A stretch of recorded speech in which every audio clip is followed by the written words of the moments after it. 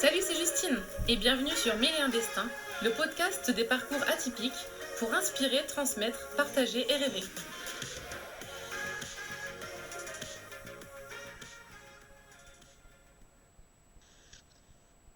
Alors, salut Pierre, donc aujourd'hui on reçoit Pierre qui a fait vraiment un voyage de ouf, qui a fait un voyage en courant en fait entre la France et l'Inde pendant 5 mois.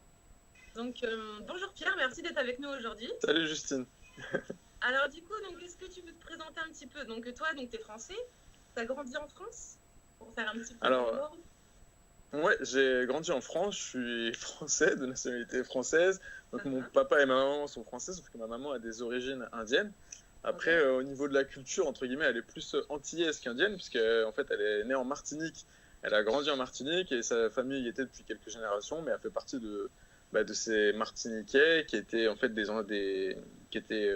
avaient été pris par les colons, mais qui étaient pris en Inde, qui ont été emmenés en Martinique.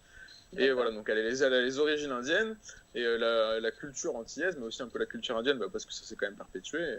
Et voilà, mais Est-ce qu'elle française. Mais tu m'as dit, mais est-ce qu'elle avait déjà, elle avait jamais vécu en fait en Inde, puisqu'elle est, Non, en elle a fait, grandi dans non, elle a jamais vécu en Inde, mais après, donc, tu vois, dans Et tes notre famille, grands-parents, voilà. Ouais, non, tes mais non, grands-parents. ça remonte à trois générations, les Ah, personnes qui d'accord. étaient en Inde. Voilà, mais après, tu vois, il y a quand même la culture indienne qui s'est perpétuée dans la famille. Et à chaque fois, et les repas, c'est des repas indiens, même si c'est antillais aussi. Enfin, il y a une grosse culture quand même qui est imprégnée. Puis même physiquement, entre guillemets, ma mère, on l'a toujours. Moi, moins, parce que du coup, elle est avec mon père qui est tout blanc. Mais ma mère, on l'a toujours pris pour une indienne. Et voilà. Ouais, d'accord. Et donc du coup, toi, ton projet, c'était, en fait, comment c'est venu en fait? Moi, ce qui m'intéresse, c'est j'aimerais savoir comment tu t'es dit l'idée. Bon, vas-y, je vais courir jusqu'en Inde, donc mon pays d'origine, enfin vraiment de mes ancêtres. C'est comment t'es venue cette idée en fait? Parce que moi, Ce que j'aimais bien. Ouais. j'avais découvert ta page, enfin ton projet. Je me suis dit, mais il est ouf, pourquoi en courant? Et du coup, j'aimerais bien savoir comment tu as eu cette idée. Ce que j'aime bien répondre, pour répondre de façon un peu bateau, c'est que mon papa, en fait, c'est un ultra runner. C'est ces personnes qui font de la course à pied de longue distance. Et ma mère est indienne. Du coup, c'était naturel pour moi d'aller en Inde en courant. Ça, c'est ce que j'aime bien dire pour un peu, voilà, la réponse facile. Et puis après, sinon, pour plus profondément, c'est que j'ai toujours fait un peu des petites aventures, un peu plus ou moins grandes, mais jamais sur aussi longtemps. Et puis là, j'avais vraiment envie de partir pour quelque chose d'un peu grand, de me lancer dans une grosse aventure. Et puis voilà, quoi, c'était l'occasion d'aller voyager, de courir parce que j'aime bien courir aussi, j'aime bien faire du sport. Et voilà, Et du coup, d'essayer de mêler un peu tout. pourquoi tu t'es dit à courir en courant plutôt que par exemple à vélo, qui était aussi Mais une parce manière. que, ouais, oui, de voyager, oui, comme tu sais faire. Et parce qu'après, j'ai baigné dans la course à pied via mon père. Ouais. J'ai baigné dans le sport. Du coup, je fais de l'athlétisme à haut niveau. Bon, même si j'étais sur des courtes distances, je faisais du 110 mètres haies. C'était rien à voir avec l'ultra endurance. Mais petit à petit, on va pas dire avec la vieillesse parce que j'ai que 25 ans, mais on va dire que J'ai que 25 ans. les fibres explosives, d'explosivité et tout, ça diminue un petit peu. Et puis je tends à faire un peu plus des sports d'endurance. Et puis voilà, quoi, du coup, ça me plaisait. Après, j'aime bien marcher. J'ai fait des gros voyages en marchant aussi. Et donc voilà, j'essayais de lier un peu les deux. En marchant? Juste avant, j'avais fait. Donc, je suis parti en août là, pour aller en Inde. Et en janvier, j'avais fait Saint-Jacques-de-Compostelle, donc de Lyon à peu près, enfin de Saint-Étienne à Saint-Jacques-de-Compostelle, il y avait 1600 km en marchant. Et puis après, ça m'avait pris 40 jours. Je faisais 40 frontière espagnole, de jeter toutes mes affaires et tout. J'avais plus rien, du coup, j'étais assez léger pour courir. Ouais, voilà. Donc, et voilà. du coup, par exemple, là, petite parenthèse, quand tu avais fait ça, Saint-Jacques-de-Compostelle, c'était pour un aspect vraiment religieux, spirituel, ou c'était plus un défi sportif? C'est rigolo parce que tu vois, là, je fais le film de l'aventure et c'est le 28 juin dans un petit cinéma là. Et dans le speech que je fais au début, les gens parlent de ça. Et non, en fait, au début, je savais pas trop que c'était un chemin religieux. Je le faisais pas en pèlerinage, quoi. Ouais. Mais je faisais vraiment en grosse rando. Tu vois, j'avais un énorme sac, j'avais une guitare et tout, voilà. Puis en fait, il faisait tellement froid, j'étais tellement tout seul, j'avais des conditions tellement merdiques, tu vois, sur 40 jours de voyage, j'ai eu 30 jours de pluie, neige. Et qu'en fait, forcément, tu te plonges dans le pèlerinage, quoi, tu te mets en introspection. C'est venu par même, ouais, c'est ça. Ouais. Et puis j'étais un peu à un moment charnier de ma vie, tu vois, où il fallait que je me ressente et que je réfléchisse, quoi, on va dire. Donc justement, donc là, donc toi, avant que tu partes donc pour ce grand voyage, tu faisais quoi en France? Tu bossais dans un domaine particulier ou Et bah, alors pour reprendre l'histoire, ça remonte un tout petit peu plus loin. Du coup, j'étais prof de PS jusqu'en d'accord, décembre prof de sport du 2017. coup? En collège, Voilà. lycée du coup, c'est ça? Ouais, en collège-lycée, voilà. À côté, j'avais ma boîte de réalisation vidéo aussi. Et donc jusqu'en décembre 2017 où je décide de démissionner. Je démissionne. Et donc là, je me lance sur le chemin de Saint-Jacques-de-Compostelle parce que j'avais Donc ouais, envie de. t'as Ouais, démissionné d'un bon poste, quoi. T'as démissionné de l'éducation nationale du coup, c'est ça? ouais, c'est ça. Et en Ouais, plus, tu c'est bien, vois. mais mais est-ce que ça t'a fait peur ou enfin qu'est-ce qui t'est dit, vas-y, comment tu t'es dit du coup tu voulais te lancer par toi-même en fait, être auto-entrepreneur, être à ton compte.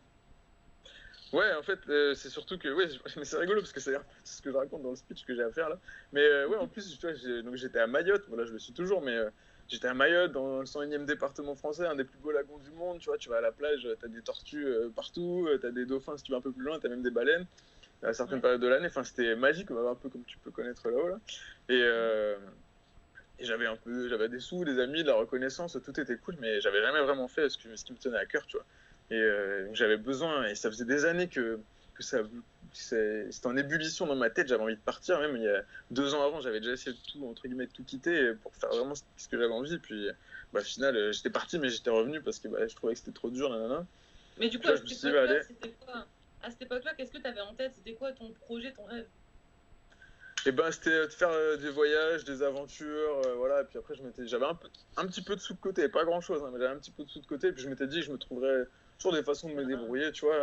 Et puis justement, sur le chemin de Saint-Jacques, si je me suis un peu démuni, même complètement démuni, c'était pour me prouver qu'on peut se débrouiller sans rien, tu vois, même s'il fallait manger dans les poubelles, dormir dans les poubelles, voilà, mais sur un espace de temps très court, juste pour me ouais. prouver que on n'a pas besoin de grand chose et que même on peut toujours s'en sortir. Donc en Et fait, donc là, donc que tu étais voilà. prof de l'éducation nationale. Ensuite, tu te dis, vas-y, je quitte tout. Et juste après ça, tu fais ce chemin de Compostelle, donc qui n'était pas censé être à la base spirituel, mais qui s'est transformé comme ça par la force des choses. C'était un peu, comme tu disais, un moment, un Exactement. virage dans ta vie. Ok. Ouais. Et donc du coup, donc Voilà. après ça, c'est là où tu te dis, c'est pendant ce chemin de Compostelle que tu te dis, je vais faire France, Inde en courant. C'est là où tu as l'idée. Ouais, tu vois, c'est là que, oui, je me rappelle, c'est là que l'idée a émergé, tu vois. Je me suis dit, bah, tiens, putain, c'est possible de marcher sur des aussi grandes distances et tout, c'est cool, mais qu'est-ce que je pourrais faire? Et puis, bah, je m'étais dit, ouais, il y a l'Inde, j'avais d'autres projets, tu vois, bah, justement, d'aller, par exemple, en Amérique, enfin, j'avais plein de projets, j'avais pas encore de projet précis en tête, mais j'en avais plusieurs. Puis après, quand je suis rentré de ce chemin, je m'étais dit que j'allais écrire un bouquin, ce que j'ai fait, tu vois, pour justement, moi, garder en souvenir, en mémoire, toutes ces trouvailles que j'avais fait dans ma tête pour pouvoir vivre un peu plus libre. C'est pour ça que d'ailleurs j'avais appelé le livre Mon chemin de liberté. Puis après, j'ai fait 2-3 contrats vidéo pour avoir un peu de sous. Tu fais du montage du J'ai. coup. Ouais, ouais, du montage, la prise de vue et tout ça. Et puis j'ai fait 2-3 autres aventures que je voulais faire depuis un petit moment et qui me tenaient à cœur. Tu vois, on a fait le Gervin avec 2 copains. C'était encore à moitié l'hiver. J'ai fait des marathons. Je sais plus, franchement, ça avait été une année super riche. Genre en Et fait, tu as puis, fait et puis plein de petites choses. C'est comme si tu avais mis toutes les briques pour construire le mur et te sentir prêt pour ouais, cette voilà. cette Et étape. tout ce que j'ai toujours voulu faire, tu vois. J'ai même pris en direction un centre de séjour pour jeunes handicapés et tout. Enfin, plein de trucs que je voulais faire et que je pouvais pas faire avant. Ça, je sais pas, ça me bloquait. Et là, j'étais libre, je pouvais faire ce que je voulais. Mais Et puis à un tu moment, penses je que me suis c'est dit, une petite parenthèse, c'est quoi du coup tu dis ce qui te bloquait avant? Tu penses que c'est quoi qui t'a débloqué dans ta tête? Comment t'as enlevé ce frein qui t'avait mis? mais c'est que j'avais pas ce truc de. Putain, c'est la fin des vacances, faut reprendre les cours. Donc de toute façon, le temps, c'est fini, quoi. Non, donc là, j'avais tout le temps devant moi, je pouvais faire ce que je voulais. Donc même Vraiment au si. niveau du temps, hein. Ouais, voilà, au niveau du temps, c'était vraiment parfait. Et puis jusqu'à, je sais plus, je crois que c'est. Ouais, c'est en juin. Ouais, en juin, j'ai une conversation avec un copain. Je savais pas trop si je partais pour ce grand voyage ou pas. Et puis, parce que j'avais des possibilités d'avoir un nouveau job et tout. Et D'accord. je m'étais dit que si je retournais dans ce cercle de rentrer dans un travail et tout, même si c'est une situation confortable, un nouveau truc qui aurait pu me plaire, non, il Pour fallait que, sortir. fallait que je déguerpisse, quoi. Voilà. Ouais, ouais. D'accord. Et donc là, du coup, donc tu dis, je vais faire donc France-Inde en courant. Combien de temps tu te prépares ou comment tu te prépares au niveau physique, financier, et tout? Tu vas un peu à l'arrache ou tu te prépares quand même bien sur tous les plans? Et ben, donc j'ai toujours fait beaucoup de sport et donc j'avais une condition physique un peu, enfin, je Ouais, m'entretenais, tu vois, physique, physiquement, t'étais voilà. déjà au Enfin, ça, taquet. ouais, enfin, je veux dire, je m'entraînais, quoi. Je m'entraînais Ouais, régulièrement, je courais, je faisais un peu de muscu, j'aime bien faire des acrobaties, enfin, je bouge tout le temps, donc Ah, mais Voilà, après. ton job, tu fais tout le temps de ton. Ouais, ouais, j'aime bien. Mais d'ailleurs, c'est un sacré moment. Enfin, c'est à couper au moment, mais je pense que c'est ça que tu parlais, dont tu parlais, c'était le salto, là. Ouais, quand tu fais ton salto. Ouais. Et ouais, bah ça, c'est un super moyen de partager, tu vois, en voyage, Ouais. parce qu'il y a des endroits où les gens ils parlent pas du tout ta langue et tout. Et Je voilà, vais je fais un t'apprendre à salto faire un et. salto. Ouais, voilà, juste regarde, tac, et les gens ils sourient, après ça amène des enfants et tout, ça, c'est toujours un moyen de super pour partager. Et on disait, ah oui, et du coup, donc, je courais régulièrement. Et voilà, après, on peut pas se préparer pour de si grandes distances en courant, tu vois. Donc, après, je pariais aussi sur l'adaptation du corps à l'effort, donc en me disant que de toute façon, même s'il faut courir 10 km par jour au début, bah, petit à petit, le corps il va s'adapter, il va s'adapter. Voilà, après, j'avais pas prévu qu'il allait craquer, mais voilà. Alors, on va en parler après, mais est-ce que du coup, petite parenthèse, tu disais que ton père avait fait beaucoup d'ultra trail. Est-ce que tu avais déjà testé ça, l'ultra trail, avec lui? Ben, avant cette aventure, j'avais fait 3 marathons. C'était les distances les plus longues que j'avais fait en courant. À part le chemin de Saint-Jacques, mais comme je marchais beaucoup, bah, c'était pas vraiment de la course, quoi. Mais en courant, j'avais fait que des marathons, tu vois. J'avais jamais été plus loin que ça. Et puis, bah, un marathon, le lendemain, tu te reposes, quoi. Alors que là, dans ce projet, bah, le lendemain, il fallait repartir. Il fallait repartir. Et donc, du coup, là, donc, tu te dis, ouais, donc je fais ce grand voyage. Est-ce que tu te fixes un temps précis ou tu te dis, ça prendra le temps que ça prendra? Et ben voilà, c'est là que ça a commencé à se compliquer l'histoire. Parce qu'à la base, je m'étais dit, j'avais pas de date, juste un nombre de kilomètres par jour à faire, parce que j'aime bien un peu les challenges, et puis c'était ce côté un peu compétition, je pense, qui revenait, mais qui d'ailleurs, je pense qu'il faut pas lier ce côté date et puis compétition avec les grands voyages, tu vois. Bah là, Ça, du coup, ce serait c'était plus. Et au niveau compétition, là, c'était plus que tu étais face à toi-même, quoi. Ouais, voilà, et puis en fait, j'avais envie de faire des grandes distances, etc. Mais donc au début, j'avais pas de date. Et puis après, bah, parce qu'il faut qu'on en vienne maintenant, 2 semaines après le départ, pendant, je sais plus, dans 10 jours, je crois. Donc en fait, je reçois un appel de ma femme à un moment où c'était pas prévu qu'elle m'appelle, quoi. Donc du coup, je m'arrête, je me rappelle, j'étais dans un village qui s'appelait Lorquin. Il pleuvait et tout, je me mets sous une petite église. Et puis en fait, là, je mets la visio, en plus, ça m'appelle en visio, c'était pas prévu et tout. Puis en fait, elle me montre son ventre sur lequel elle avait dessiné 2 petits pieds pour me dire qu'elle était enceinte et tout, tu vois. Donc du coup, ça, forcément, ça a un peu changé. 10 jours après ton départ C'était le 28, ouais, 14 jours après. 14 jours après le départ, ouais. Donc voilà. Là, finalement, j'ai un timing. J'ai un temps précis. Ouais, voilà, voilà. Donc ça, c'était le timing un peu sur le long terme. Et après, à court terme, j'avais un timing dans le sens où elle me rejoignait en Bulgarie pour 2 semaines de vélo ensemble en octobre. Du coup, ça, c'était prévu déjà à la base, qu'elle soit enceinte. Oui, ça, de toute façon, c'était. Oui, voilà, ouais. Donc, j'avais quand même des échéances à tenir. Et voilà, donc j'avais pas non plus tout le temps que je voulais, et comme je pense qu'il aurait fallu faire pour pouvoir laisser le corps s'adapter correctement. Ouais, donc du coup, là, alors comment ça se passe donc je me rappelle, tu avais comme une petite remorque en fait que tu poussais. Je sais pas comment t'appelles ça, une remorque, hein, ouais. Ouais. Alors au début, j'avais une remorque parce que je la tirais justement. Et cette remorque, je sais plus, 1 semaine après le départ, elle se casse. Donc là, j'étais un peu au fond du trou, tu vois. Et même en plus, psychologiquement, c'est dur, tu vois. Au début des aventures, quand tu pars, t'es là, tu dis putain, ça y est, je suis tout seul et tout. Donc, ouais, je me suis lancé et tout. Donc, et là, le truc qui se casse, ça rajoute quelque chose. Et donc, au final, en fait, on m'a envoyé une poussette qui était beaucoup plus adaptée. Et voilà. Là, que tu poussais, du coup. Ouais. Que je poussais, et puis, ouais, voilà. Et puis, c'est un peu plus, comment dire, enfin, philosophiquement, c'était cool parce que du coup, je me disais que mon bébé serait dedans plus tard. Voilà. Oh, c'est mignon. Et donc du coup, tu pars. Donc tu pars au bout de combien de temps? Enfin, il y a combien de temps entre le moment où tu te décides et le moment où tu pars vraiment? Je sais pas, 2 mois. Ok. Un peu moins même, ouais, moins. Ouais, voilà. Et donc dans ta tête, tu te disais quoi? Tu te disais ouais, je vais toujours dormir genre sous la tente, je vais essayer de trouver des hébergements. T'avais quoi de prévu en fait? Tu disais je verrai au fil des rencontres. Et bah tout à l'heure tu parlais de budget justement, donc j'avais un petit peu de sous de côté mais pas non plus énorme, et je m'étais dit que de toute façon on n'a pas besoin de grand chose, tu vois, au niveau de la bouffe, si tu manges que des pâtes, et ben voilà, et puis si tu dors sous la tente t'as pas besoin d'un grand budget, donc c'était principalement, je me disais ouais, je dors principalement sous la tente, et puis quand ça va pas ou quand il faut, bah, je dors soit dans un camping, soit à l'abri, enfin voilà quoi. D'accord. Et donc au départ c'était... Ouais, vas-y. Pardon. Au départ justement, donc du coup c'était des bivouacs, puis moi j'adore bivouaquer, tu vois. Je crois que je crois qu'en fait, justement, toutes ces aventures, c'est aussi un moyen pour moi juste de bivouaquer, parce que j'adore dormir dehors. Et donc, du coup, il faut bien trouver un support à dormir dehors, parce que je ne veux pas aller dormir dehors là, devant chez moi. Donc, du coup, je me dis, bah, si tu pars en voyage, bah, du coup, tu peux dormir dehors, donc c'est cool. Ouais, c'était combiner les deux. Et comment tu Ouais. prévoyais tes étapes? Tu te disais, bon, bah, je verrai quand je suis fatiguée, je m'arrête, ou à chaque fois tu disais, bon, bah, aujourd'hui je fais autant de temps et je m'arrête à cet endroit précis? Eh ben, il y a eu plusieurs périodes dans l'aventure. Il y a des fois, je me disais, bon, bah, aujourd'hui, tu fais tant de kilomètres. Tu vois, il y a des fois, par exemple, entre Vienne, en Autriche, et Sofia, en Bulgarie, où j'avais 1000 kilomètres à faire et j'avais que 16 jours. Donc là, il fallait que je fasse plus de 60 bornes par jour. Donc je me disais, bah, tant que tu as fait 60, tu t'arrêtes pas dans tous les cas. Et puis inversement, il y a des fois, je me disais, bah, je vise une ville parce que je sais que je pourrais bouffer. Et après, je sortirais de la ville pour aller camper. Et puis voilà, ça dépendait en fait. Et comment ça s'est passé du coup justement donc l'adaptation de ton corps? Comment gérer cette époque? Et ben c'était fou. Franchement, le corps il s'est adapté super bien. Donc au début, des runs, on va dire, qui dépassaient pas 42 km, la distance du marathon. Même un peu moins, la première journée, 21 bornes, 30 bornes, 35 bornes, je restais dans ces eaux-là. Et Mais puis tu après, marchais parfois ou tu courais tout le temps? il y avait un peu des deux, mais je dirais c'était 90% de la course et 10% de la marche. Voilà, surtout en Mais fin de du journée, coup, je me mettais à marcher. c'est vraiment, Ouais. vraiment chapeau, quoi. Parce que du coup, c'est comme si tu avais enchaîné pendant X jours des marathons, quoi. Ou plus, voire plus.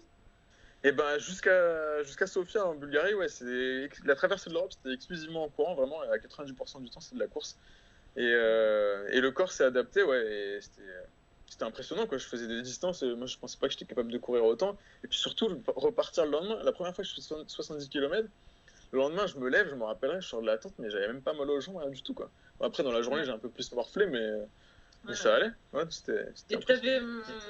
t'avais toutes les hormones aussi du sport, quoi, du coup, les hormones de l'effort, et du coup, t'avais des poussées d'adrénaline, et tu te sentais bien, du coup, aussi, le bien-être. Ouais, carrément, c'était un peu genre Tu te faisais Achille, des tu vois. shoots. Ouais, voilà, et puis quand, genre, avec les chiens sur le bord de la route, j'avais un bâton et tout, j'avais plus peur de rien, tout ça. C'est bon, Non, mais ouais, non, c'était ça. Et puis, tu vois, et puis il y avait aussi les hormones, je crois que ça s'appelle les endorphines ou les endomorphines. Bah, du coup, avec les efforts de longue durée, j'étais posé aussi le soir, tu vois, je dormais bien et tout, c'était trop cool. Ouais, tu dormais bien. Et donc là, du coup, donc, tout ça, ça se passe bien. Et tout à l'heure, tu disais qu'il y a un moment, ton corps a craqué, par contre. À quel moment il y a eu ce moment de coup mou, quoi, du coup? Et ben, donc du coup, j'ai enchaîné les distances, ça augmentait jusqu'à faire des 60-70 km par jour. Donc ça pendant 51 jours. Et en fait, j'étais bien, tu vois, je suis arrivé à Sofia en Bulgarie où je rejoignais ma femme et j'étais super bien. Et donc là, on a pris un vélo pendant 1 ou 2 semaines, je me rappelle plus, pour aller jusqu'à Istanbul en Turquie. Et là, commençaient à apparaître les premiers. Donc en fait, j'ai laissé la pression redescendre et là commençaient à apparaître les premiers symptômes de difficulté, tu vois. Donc ensuite Et d'Istanbul, je suis reparti. ça s'est caractérisé comment? Qu'est-ce que tu ressentais? Ah oui, et ben dès que je pouvais plus courir 5 bornes, quoi. Je courais 5 bornes, j'étais éclaté, j'avais envie de marcher. Puis je commençais à avoir, j'avais plus faim, tu vois. Ouais, j'arrivais même plus par moments à dormir. Enfin, c'était En fait, c'est comme du si, surentraînement. genre, ouais, voilà, t'étais à fond, du coup, tu montais, et après, pam, c'était contre le coup, t'avais trop tiré sur la corde, quoi. Ouais, c'est exactement, j'ai trop tiré sur la corde, j'ai explosé en plein vol. Et tu vois, donc il y a eu des études qui ont été faites sur le projet. J'ai fait des tests d'effort, des tests cardiaques et tout avant de partir. Et Ouais, je les t'avais ai fait fait en un peu revenant. un cobaye, du coup.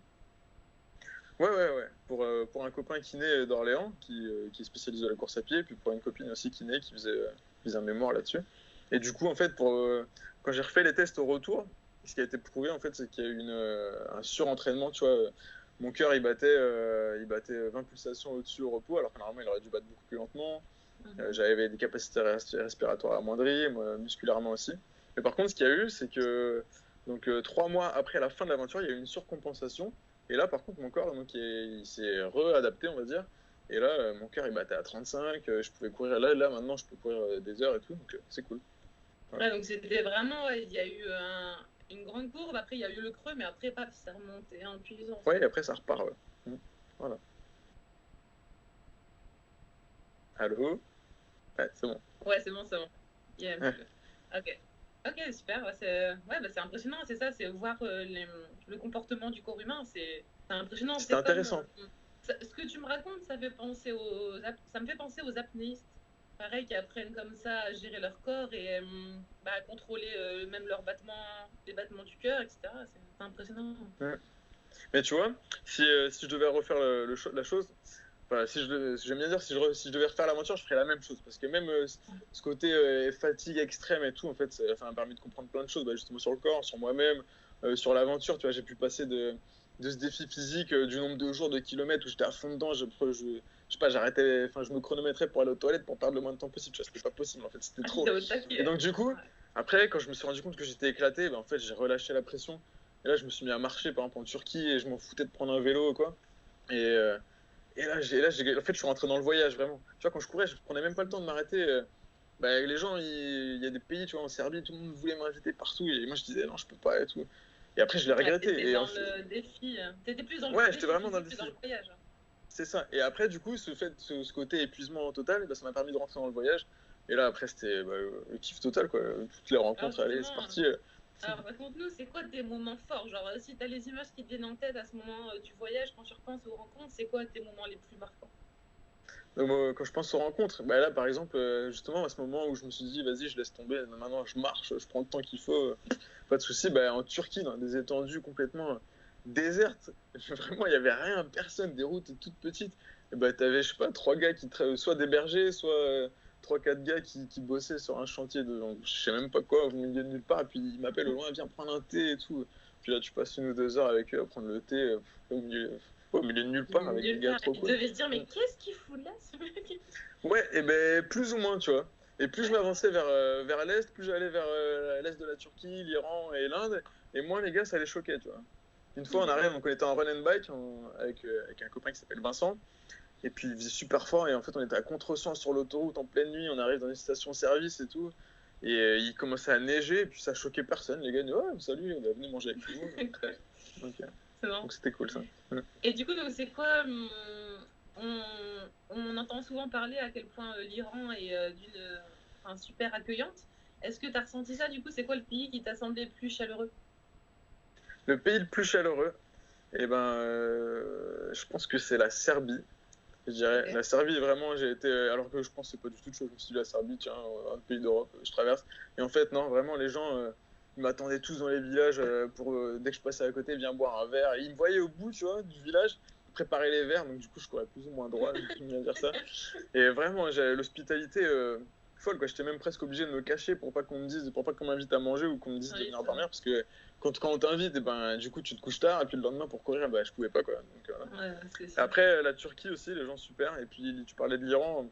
J'avais un peu. L'Iran, j'ai traversé en stop, du coup. Ouais. Et j'avais un peu d'appréhension parce que justement, on a toutes ces rumeurs qui se disent qu'on va mourir, qu'on va se faire emprisonner par des talibans ou je sais pas quoi. Et, voilà. Et puis au final, l'hospitalisation sur toute la période que j'ai passée en Iran, j'ai dormi qu'une fois dehors. C'était dans le désert et c'est parce que moi j'avais envie. Sinon, toutes les fois, je me faisais héberger, on m'offrait à manger. Et puis à l'inverse, tu vois, un pays qui m'a déçu et marqué du côté négatif, c'était la Hongrie. D'accord. Je me suis fait. C'est un pays qui est d'extrême droite, voilà, qui ont complètement fermé leurs frontières par rapport aux réfugiés, le problème qu'il y a eu en Syrie il y a quelques années. Et donc du coup, je suis pas tout clean, tu vois. Enfin, si je suis clean, mais je suis pas tout blanc. Donc je commençais à avoir un peu de barbe.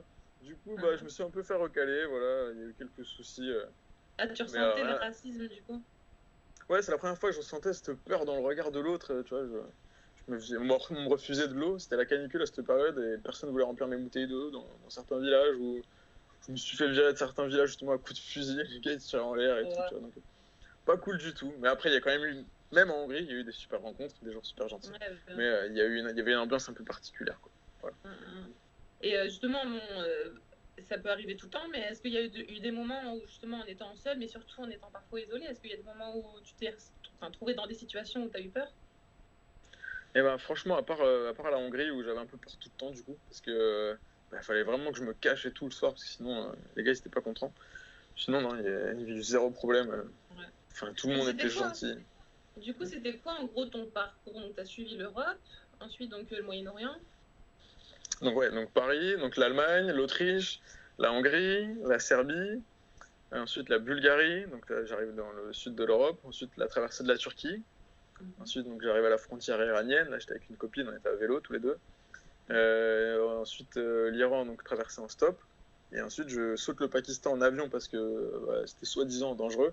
Mais je pense que tu vois, c'est la même chose que pour l'Iran, le Pakistan. Bon, peut-être il y a certains endroits, c'est sûr, c'est dangereux, mais au final, en Turquie, j'avais rencontré une fille qui, elle, traversait tout. On faisait à peu près le même voyage, mais elle faisait tout en stop. Et elle voulait faire le Pakistan en stop. Elle avait même menti pour avoir le visa, etc., etc. Et j'avais eu des nouvelles d'elle au Pakistan et tout se passait très bien, tu vois. Donc c'est encore des a priori. J'ai interviewé un mec aussi qui avait fait pendant 5 ans le tour du monde en stop. Et il m'a dit que vraiment ses plus beaux pays, c'était Iran et Pakistan. Et bah voilà, alors que tu vois, les deux, ils ont c'est pas les deux que tu penserais, hein, c'est clair. C'est clair. Et puis voilà, puis après finir par l'Inde, du nord au sud. Voilà. Et initialement, tout devait être fait en courant. Voilà, donc c'était quoi? Donc t'as testé aussi le vélo. Ça a été quoi pour toi les plus grandes différences entre à pied et vélo? Qu'est-ce que t'as aimé dans l'un et pas dans l'autre? Et ben la plus grande différence, je dirais qu'à vélo, tu peux avoir vachement de poids, tu peux porter toutes tes affaires, tu peux avoir de la bouffe et tout. Et puis t'as pas peur, quoi. Enfin, dans le sens où si t'as pas de bouffe, et ben tu peux rouler 1 ou 2 heures, tu sais que tu vas faire assez de bornes pour pouvoir trouver de la bouffe ou de l'eau ou un spot tranquille pour dormir. Alors qu'en courant, il fallait un peu plus prévoir, quoi. Surtout que je buvais jusqu'à parfois 14 litres d'eau par jour. Et donc, il fallait que je prévoie. Et justement, ouais, voilà, sur la carte, là, dans tel village, je pourrais avoir à boire, nanana. Voilà, ça, c'est la plus grosse différence. Puis après, à Vallée de la Borne, à vélo, c'était fou, tu vois. Je regardais le compteur, alors qu'en courant, j'y passais des heures. Et à vélo, ça déchirait pas mal. Ouais, ça déchirait. Et au niveau du contact avec les gens, des rencontres, est-ce que t'as ouais, là, directement, quand tu m'as posé la question, je me suis dit, c'est plus facile en marchant, parce que tu passes plus lentement, en courant ou en marchant. Tu passes plus lentement. Et quoi qu'en courant, justement, les gens, en fait, comme j'avais juste une poussette, parfois, entre guillemets, ils se rendaient pas compte de ce que je faisais. Tu vois, il y a un coureur, ok. Alors qu'à vélo, t'avais une pancarte quand même en expliquant ce que tu faisais à l'arrière, non? Ouais, j'avais ma pancarte qui était accrochée, mais je sais pas, c'était pas assez visible ou quoi, tu vois.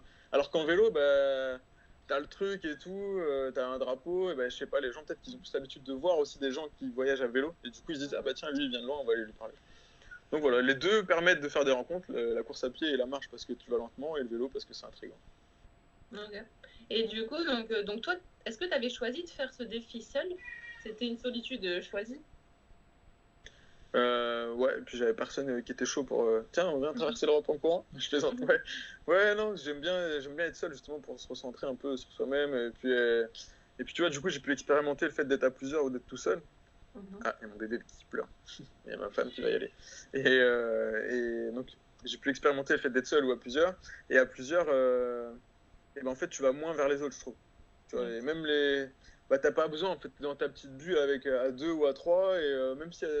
T'as pas besoin de t'ouvrir aux autres, t'as pas besoin d'aide, ou t'as pas besoin d'aller échanger. Tu sais, c'est un besoin naturel, je pense, de l'être humain d'avoir de la compagnie, quoi. Donc quand t'es tout seul, forcément, voilà, tu t'ouvres plus facilement. Ouais. Mais du coup, par contre, c'était pas une solitude forcée, mais est-ce qu'il y a des moments où la solitude, tu l'as ressentie trop forte? Est-ce que t'as des moments où cette solitude a été dure à gérer? Alors c'est une solitude que je recherche, mais moi, depuis que je suis gamin, je déteste être tout seul. Vraiment, genre, c'était à chaque fois que je me lance dans une aventure ou que je pars ou que je suis tout seul, c'est la panique totale, tu vois. Donc l'aventure, je l'ai commencé, j'ai été accompagné une semaine avec mes parents qui me suivaient en camion. Et c'était rigolo, tu vois. C'était pour commencer ensemble. Ouais, et puis eux, ils étaient en vacances, et du coup, on s'est dit, tiens, on y va ensemble, c'est rigolo. Je partais, en plus, c'était l'aventure un peu, je partais de chez moi, vraiment de chez mes parents, je me dis, allez, je coupe le cordon, j'y vais.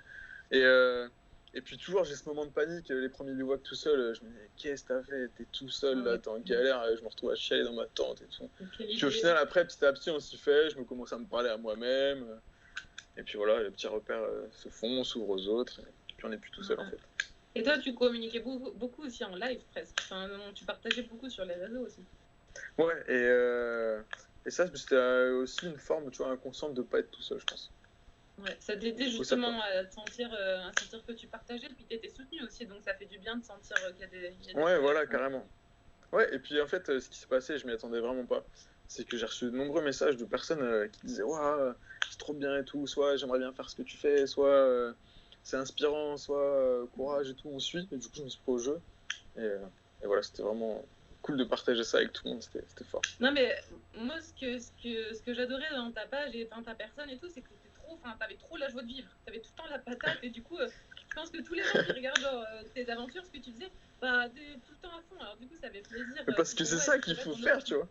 Bah non, mais c'est clair, c'est trop bien ton optimisme et tes saltos et tout. Non, mais du coup, Mais non, mais ouais, et c'est ça que tu vois, j'aime bien ici à Mayotte, par exemple, pour parler encore un peu d'autres pays d'ailleurs, bah, c'est que c'est un peu l'Afrique, tu vois, et tout le monde parle, tout le monde peut se crier, tu vas voir n'importe qui, tu lui parles, tu parles de ta vie, de n'importe du beau temps, tu danses, c'est cool.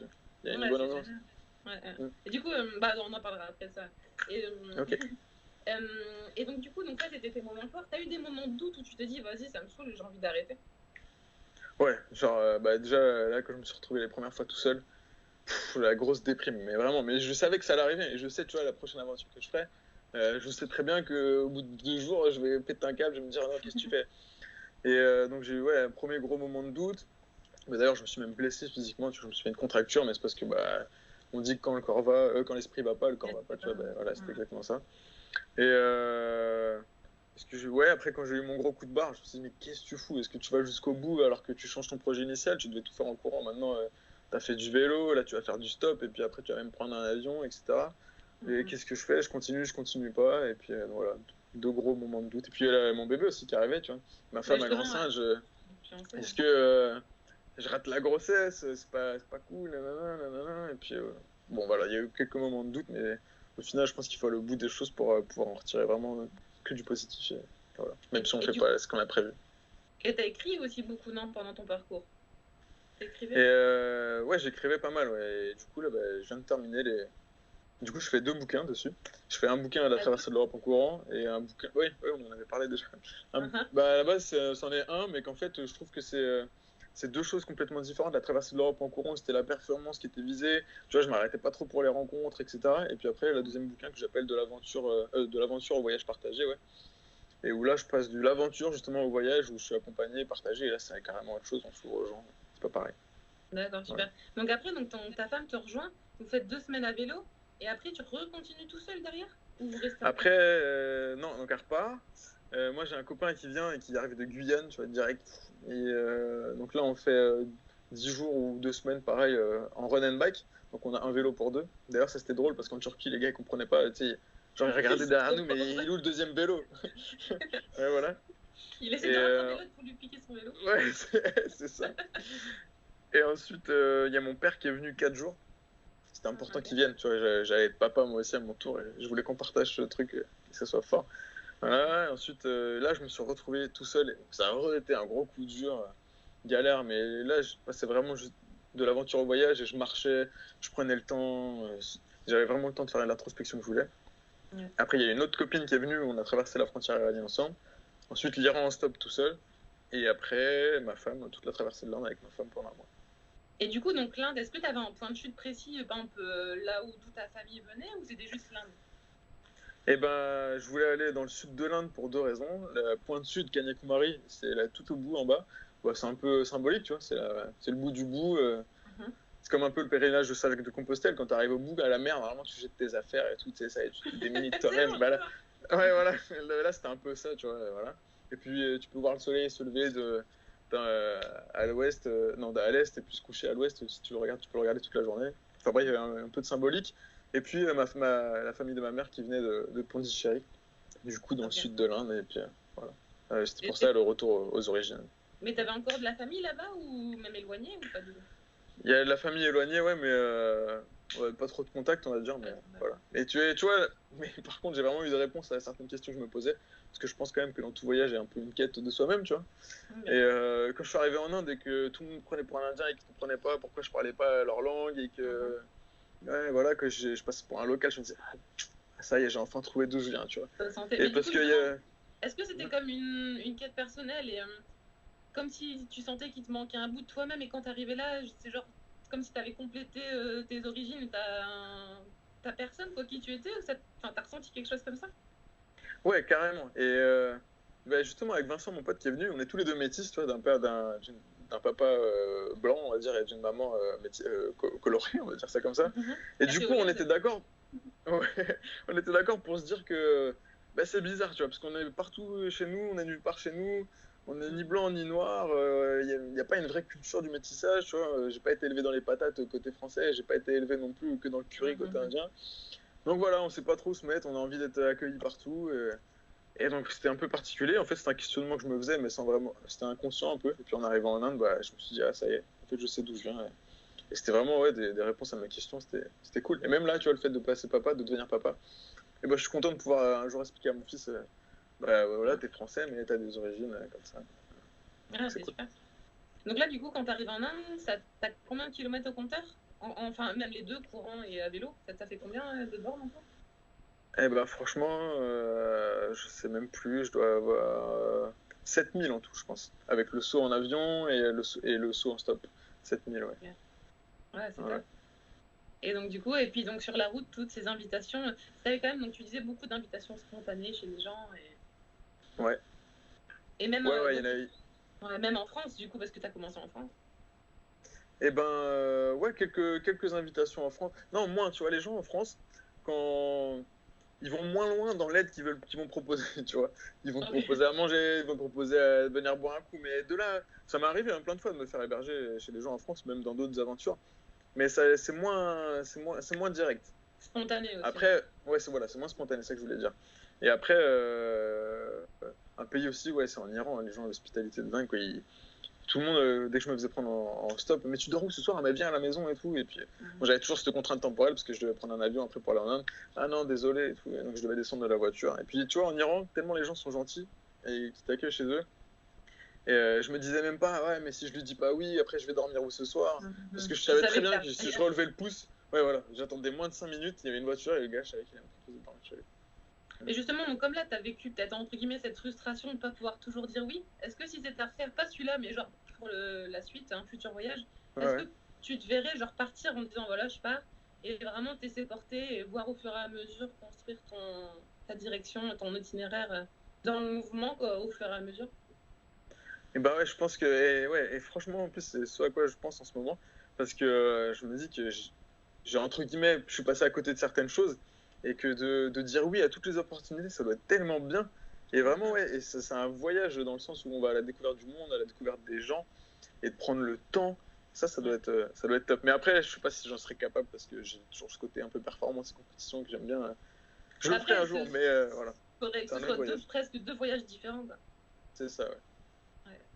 Et donc du coup, pourquoi à la fin de ton voyage en Inde, pourquoi tu dis tiens Mayotte? Qu'est-ce qui t'attire à Mayotte? Qu'est-ce qui m'attire à Mayotte? Qu'est-ce qui t'a Ma femme? Tu m'as dit que tu connaissais déjà. Ouais, mais oui, je connaissais déjà. Mayotte. Ouais. Parce qu'en fait, quand t'es prof et que t'es nouveau dans le métier, pour pouvoir bouger, tu vois, donc j'étais en région parisienne, pour pouvoir bouger dans un autre département de la France, c'est galère. Il faut avoir beaucoup de points, il faut avoir de l'expérience, etc. Donc, tu as deux possibilités. Soit tu vas en région parisienne, tu y restes. Soit tu vas en Guyane, soit tu vas à Mayotte. À la base, je voulais aller en Guyane, mais après, j'ai rencontré un copain qui était à Mayotte et qui m'a dit ouais, vas-y, tout, c'est vraiment top. Ah, et c'était facile voilà. Par contre. Pour avoir cette mutation-là, c'était plus facile. Ouais, parce que comme l'Iran et comme le Pakistan, bah, tout le monde dit Mayotte c'est pourri, Mayotte ci, Mayotte ça. Et en fait, c'est pas trop. Il y a des côtés négatifs comme partout dans le monde, mais il y a aussi beaucoup de côtés positifs. Donc, c'est top. Et là, pourquoi j'y suis revenu? Parce que ma femme habite ici, qui est prof aussi. Elle est sa mutation, son affectation. Ouais, voilà, ouais. Et voilà, du coup, on est là, la petite maison au bord de la mer. Donc là, vous êtes arrivés, donc vous avez eu votre bébé, donc félicitations. Et puis, donc là, alors, comment tu vois l'avenir? Du coup, tu te vois rester là un moment? C'est quoi ta vision là du futur? La vision du futur, déjà, au début, on disait de faire une petite pause dans les aventures, etc. Parce qu'avec l'arrivée, on va construire notre famille, mais en fait, elle est aussi excitée que moi par l'aventure, et du coup, on se projette déjà dans des aventures en famille. Ouais. Cet été, on rentre en métropole, et puis on va déjà se faire quelques jours en vélo, en itinérance, avec le petit. Et puis sur le long terme, en famille, on aimerait bien, le jour où on quitte Mayotte, c'est partir en voilier. Donc ça sera un gros projet aussi. Refaire le même itinéraire que j'ai fait, mais le faire avec le petit, avec Gabriel, et le faire tous les trois ensemble, et tout en entier, pour que toute la rencontre, toutes les personnes chez qui je me suis fait héberger, je puisse présenter Gabriel, à qui j'ai tellement parlé de lui aux gens, voilà, donc ça serait cool. Et D'accord. puis après, les aventures un peu solitaires encore, j'ai quelques idées, mais c'est pas que je dévoile rien, mais comme c'est pas mûr, tu Secret. vois. Ouais. Voilà, secret. Mm. Et, et donc, du coup, est-ce que, donc là, donc, tu es à Mayotte, est-ce que tu te verrais revivre par la suite en métropole, vraiment te réinstaller, ou tu as moins envie maintenant que tu as vu d'autres choses?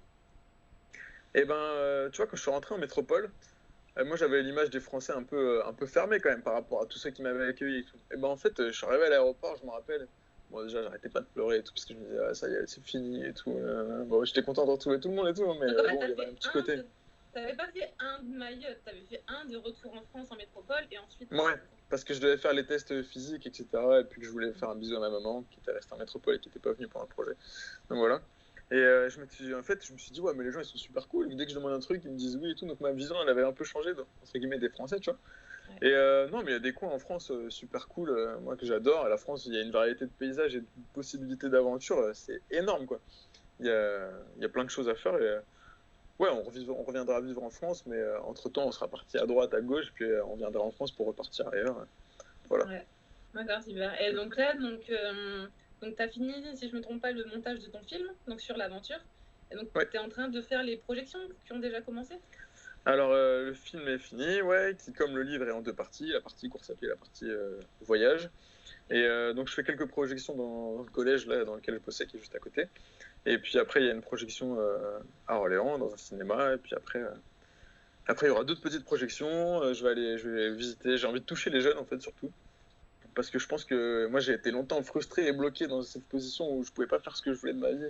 Et on m'avait mis dans une voie que je voulais pas forcément. Alors, du coup, je pense que c'est dès qu'on est petit qu'il faut qu'on rencontre des gens qui ont osé et qui ont essayé. Et puis, c'est à nous aussi de dire, je pense, ben voilà, tu peux, si tu as envie, quel que soit ton rêve, essaye. Ouais, donc c'est bien, donc c'est aussi le but du podcast, c'est de donner envie. Du coup, ce serait quoi le message que tu aimerais faire passer à ceux qui veulent faire un projet, quel qu'il soit, physique, voyage ou autre, mais qui osent pas ou qui ont un peu peur de se lancer?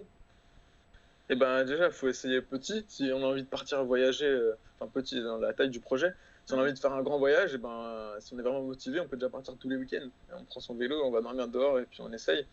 Et après, pendant les vacances, on essaie un peu plus grand. Et puis si on est vraiment sûr de soi, un jour, et ben on ose, on choisit. Et puis on se dit on arrivera toujours à trouver des solutions.